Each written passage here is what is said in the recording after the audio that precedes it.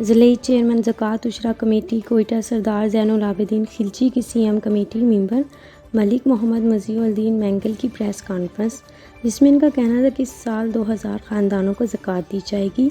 ज़िले इंतज़ामिया की तमाम तर तवज्जो गरीबों के लिए सहूलियात फराहम करना है। इस रमज़ान सफ़ेद पोश अफराद की मदद करेंगी।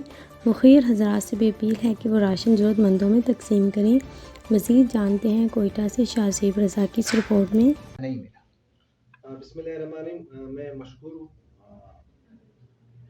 सोशल मीडिया, इलेक्ट्रिक मीडिया और प्रिंट मीडिया का भी। आपने आज बहुत ही अच्छे मौजू पे जो हमसे ये क्वेश्चन किया।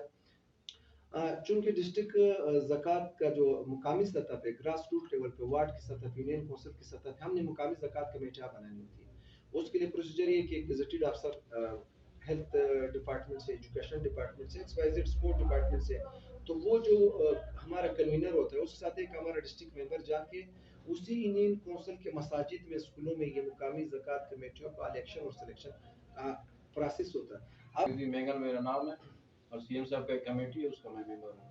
जो इलाके के हमारे वर्कर्स के उनको आगे ले जाते हैं सीएम साहब की तरफ और सीएम साहब उनको सॉल्व करते हैं। आम खास सब के जो एप्लीकेशन होते हैं, जो मसले मसाइल होते हैं, वो आगे ले जाते हैं। बाकी ज़कात के हवाले से मैं यही कहना चाहता हूँ कि इस्लाम में ज़कात हम लोगों पे फ़र्ज़ है और वैसे एज ए मुस्लिम हमें ज़कात देना चाहिए।